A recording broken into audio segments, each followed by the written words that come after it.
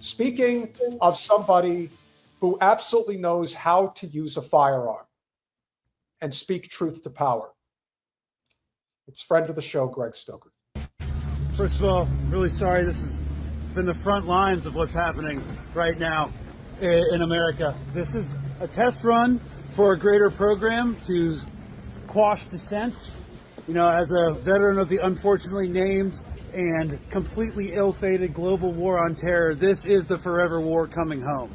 We don't really have the power projection to do it overseas in countries like Iran anymore or Venezuela, but it's here.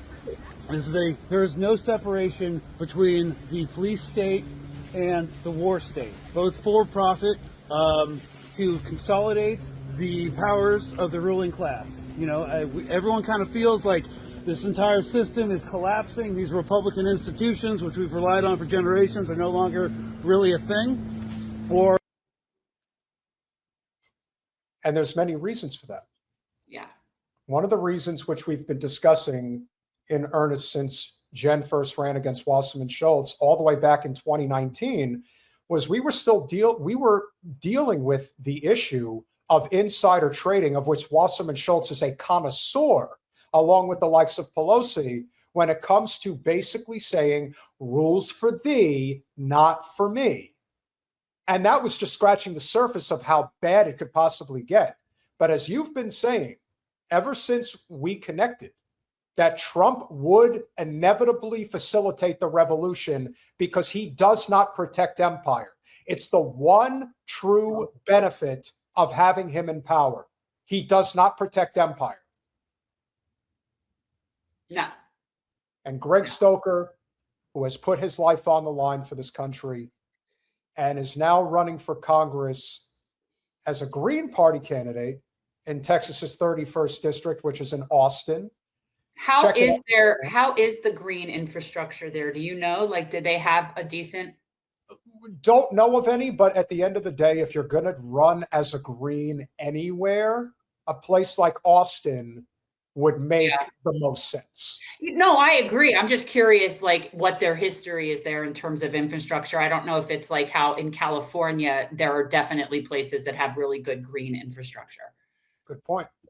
They're in danger of being completely imploding, and that is something that should be deeply concerning. And the Democratic response to this has been, well, to maintain the status quo, which is to fund ICE, to give them political cover and protection. So there's this old joke, you know, when the Republicans say, you know, we're going to have the military take children into unmarked vans. The establishment Democrats, their response is, mark the vans, you know, more body cams, as if that ever really did anything. We're at a crisis point, and I think what's really admirable about what all of y'all have done here is started to build community, mutual aid, community defense, alternative systems of power outside of the government.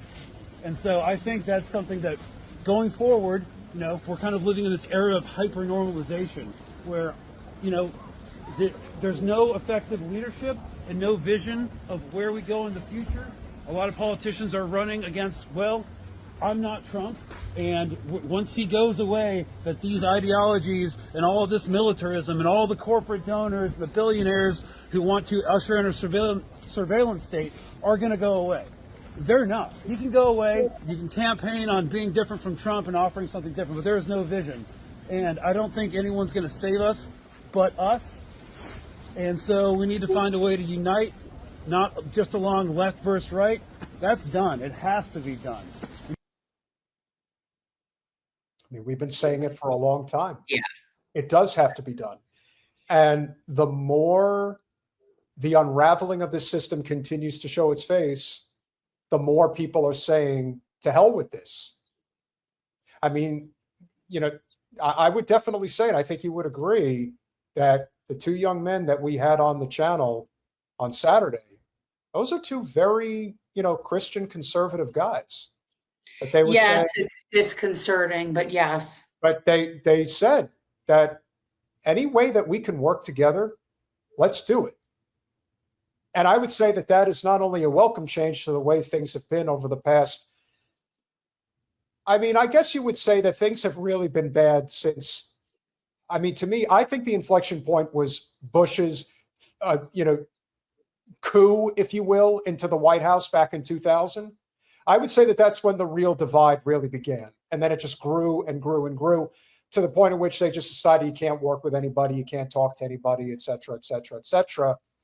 And so today we're seeing the remnants of the breaking of the system. But at the same time, you're seeing a lot of people coming together along class lines. And that is the magic of leaders like Greg Stoker and Anthony Aguilar and Shama Sawant, who are running for Congress outside of the two-party system. That's power. That's real power. We need conservatives to kind of wake up to what's going on, to see how they've been played. We need liberals to stop being a brunch, and we need the left to get its crap together. Because this is not a left versus right thing. This is a top versus down thing. That's right. That's it. That's it. The Democrats are all part of the same machine. They have the same corporate donors. They're cool with funding genocide and regime change operations overseas, and they always, always, always vote to fund the police. And their one difference is just do it quietly. Just have decorum, have better rules. But this is becoming intolerable. That's right. While we cannot afford to live, while we're getting brutalized in the street and there's no government accountability, we are going to raise the defense budget another $500 billion to $1.5 trillion. There is nothing that and the Democrats are not going to push back. No Republicans going to push back. There is really nothing left that we're offered except militarism and, the same old propaganda that we don't deserve anything better. So if the government, if it cannot be held accountable to us as people, well, we need to start building alternate sources of power. That's right. Yes, alternate sources of power. Where is somebody like Thomas Massie regarding this huge increase in the war budget? 1,000% against it. Okay, so he's been speaking out against this proposed $1.5 trillion. Now, Massie is the leader. If there is a leader in federal politics, he's the leader. Like he's the closest thing you got. Speaking of a person who isn't worth listening to, and you should really stop listening to her because she doesn't have a fucking clue, which is basically what Greg has been talking about. And that's not to say that what AOC is doing with Paris Hilton regarding AI porn is not a big deal. But if you think, yeah. I don't even want to know. This is what's grabbing the headlines. What isn't grabbing the headlines is the fact that AOC. You know why that grabs headlines? And I'm sitting here now I'm pissed because that's the kind of shit they do to rally what privileged white women in the suburbs on an issue. It's sort of like Moms Demand Action or Mothers Against Drunk Driving. You're going to go latch onto an issue just to get women who care about one particular. I hate that shit. The thing that I think is funny is that, before the days of internet porn, what used to happen back in the day, ladies and gentlemen? There used to be women that were photographed in magazines and famous people and stuff like that. You know what guys would do? They would look at those images and they jerk off to it. And so today, what's the difference? The difference is now they have AI generated imagery to basically do the same thing, only it's moving. Well, and here's my position on it is personally, I don't care if people enjoy AI porn. My problem is that when they use other people, real people's likeness in artificial ways, that to me is scary and creepy. If the entire person is a fake person and it's a whole fake AI thing, I really don't care. If you're a consenting adult and you want to watch that shit, I have a problem with the idea of that they're using actual real people in things that are not real. Yeah, and again, that's very concerning, which is probably what they're talking about. Yeah, that is what they're talking about. And again, I do think that that's an issue. However, what isn't being talked about is the fact that AOC just endorsed a Zio-backed congressional candidate in a race where there is a non-Zio candidate running for office. So here's what Alex had to say in her genius about why she's endorsing Sand's candidate. Congresswoman AOC here.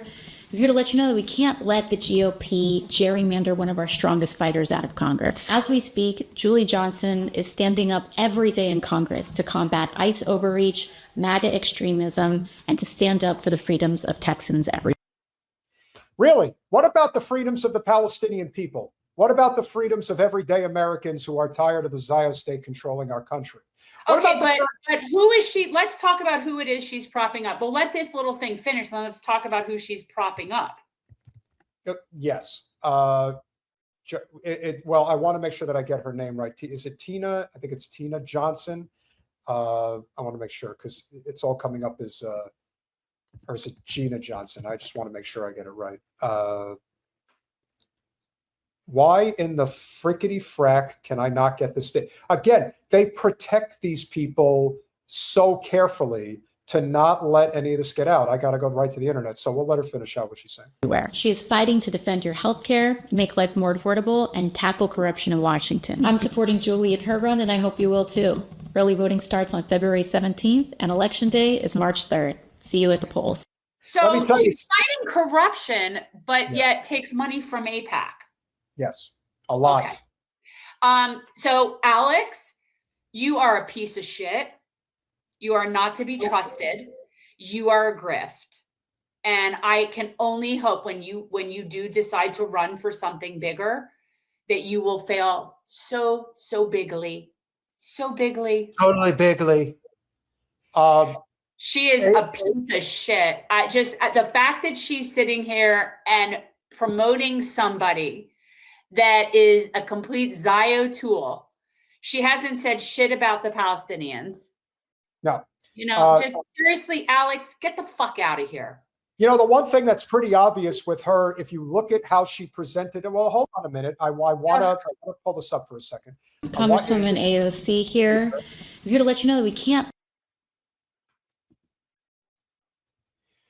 At least she's not lying in bed in a hoodie. I guess there's that. May I please? Her posture's different. Her diction's different. Her speech pronunciation's different. So she's being coached. She is being taught how to work on her presentation. That's what's happening here. That's why she is dressed professionally, looks professional, acting professional. And maybe I can be convincing of people that I know what I'm doing. Yeah, they're going to try to make her look somewhat more presidential than lying on her back with a hoodie in her apartment making a little selfie. But at the end of the day, and you said this to me earlier, all she is an influencer. Who happens to be a congresswoman. Correct. That's it. But she's not capable of going anywhere past where she is. And no matter what they do, I don't care what kind of consultants that they bring in, you cannot put enough lipstick on a pig to make you not see that they're still a pig. Right? And if you're living in this moment right now, with what Israel is doing, still doing a genocide, and they're bringing the genocide here to the United States in the form of ICE, and you're out there endorsing a candidate who is backing Israel, like how bad is your radar? Like how bad is it? Is it that bad? You're right. I mean, she's just being totally coached like a pageant princess at this point. She looks ridiculous. She's a performing seal. Make it go away, please. So here's the reason why this is such a big deal. And I want people to realize that, yes, not only is her instinct bad for backing a candidate who happens to be supported by Israel, this is in Texas. Why are you supporting a congressional race in Texas? And why are you doing it against another Democratic candidate who takes no money from ICE, or not only doesn't support ICE, but also doesn't take money from Israel? That is you see why? Because it's the same reason Alex always supports the sitting incumbent unless they're anti-choice, right? Otherwise, she's never going to stand up to a sitting incumbent because Alex has no principles. She doesn't stand for anything. She has no mission. She is just an influencer and a talking head. And her head's not that bright. No. And again, this is an example of. So there's a better option in her own party, and yet she's still endorsing the Zio shill. Correct. Therein lies the problem here, which is, could you imagine a scenario where Wasserman Schultz ends up in a district that's, let's say, we'll just say a +2R, but she chooses to run to the general because she's the incumbent. Could you imagine somebody like her, somebody coming out saying we have to protect this Democratic seat? even though it's Wasserman Schultz. Oh, you know it's going to happen. You know it. No, you know, like, I don't know. Well, that would be, yeah. In a way, I want them to do it just because I want people to understand how dead this party really is, because it's dead. Well, and somehow she thinks she's going to be the new face of that. She's going to take it in a whole different direction, except for the fact that she's exactly the same as them, just younger. Yeah, I'm the new kid on the block. I'm the next Nancy Pelosi. Okay. I could sit there for 40 years, and she could. You see, that's the scary part. She could easily sit there for 40 years, and Alex is Catholic as well. So yeah, I mean, she's really got it down. Just check those boxes, baby.